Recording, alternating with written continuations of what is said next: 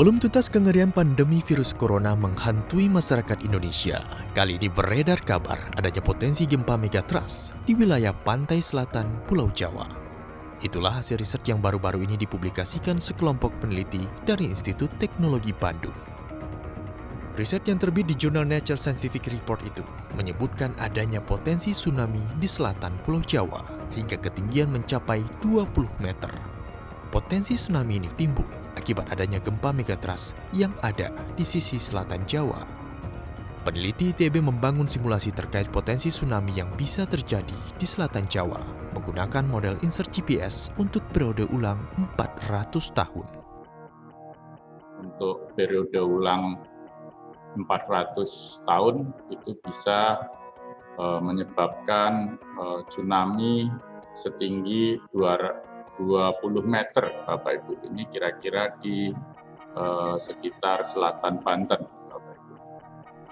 Nah, ke timur semakin kecil, tetapi jika yang pecah di sebelah timur, segmen sebelah timur, maka bagian timur tsunami-nya bisa mencapai 12 meter kira-kira. Ihwal adanya potensi gempa megatrust sebenarnya bukan hal yang baru. Namun para ahli menilai gempa megatrust dipahami masyarakat sebagai sesuatu yang baru dan akan terjadi dalam waktu dekat. Bukan hanya itu, gempa itu juga dinilai berkekuatan sangat besar sehingga bisa menimbulkan kerusakan. Masyarakat pun diminta untuk tidak cepat panik. Peringatan potensi tsunami itu seharusnya bisa menjadi pengingat untuk melakukan mitigasi bencana lebih awal, bila memang sewaktu-waktu bencana benar-benar terjadi.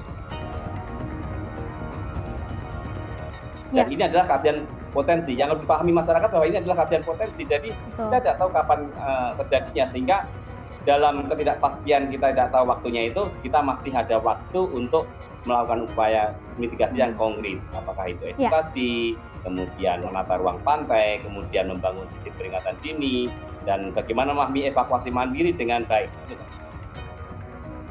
Badan Meteorologi, Klimatologi, dan Geofisika mendefinisikan zona megatrust sebagai istilah untuk menyebutkan sumber gempa tumbukan lempeng di kedalaman dangkal, di mana lempeng samudera menujam ke bawah lempeng benua sehingga membentuk medan tegangan stres.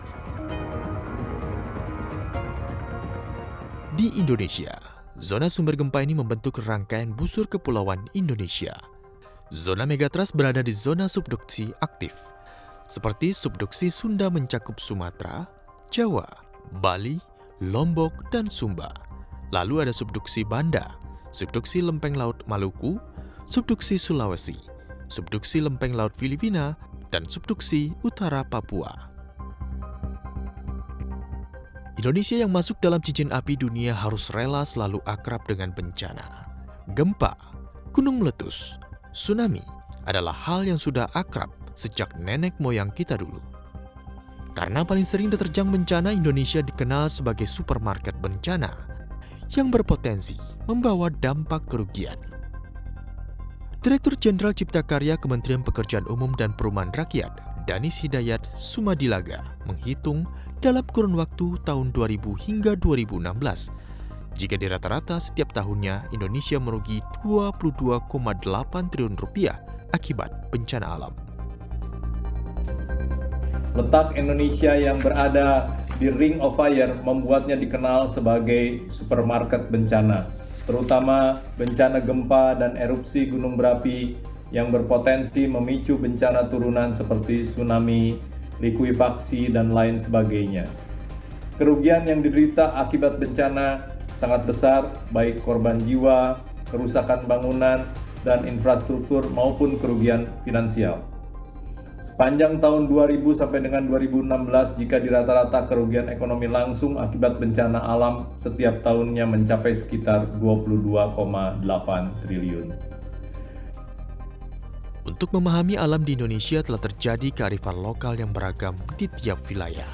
Rakyat pun tak perlu panik, karena setiap bencana punya tanda-tanda yang bisa dipelajari. Integrasi pengetahuan modern dengan kearifan lokal. Jadi kalau ini adalah pengetahuan modern yang kita dapatkan dari riset-riset terbaru, juga diintegrasikan, sangat perlu diintegrasikan dengan kearifan lokal yang ternyata waktu kita mengikuti ekspedisi Desa Tangguh Bencana tahun kemarin itu sangat banyak kita temukan.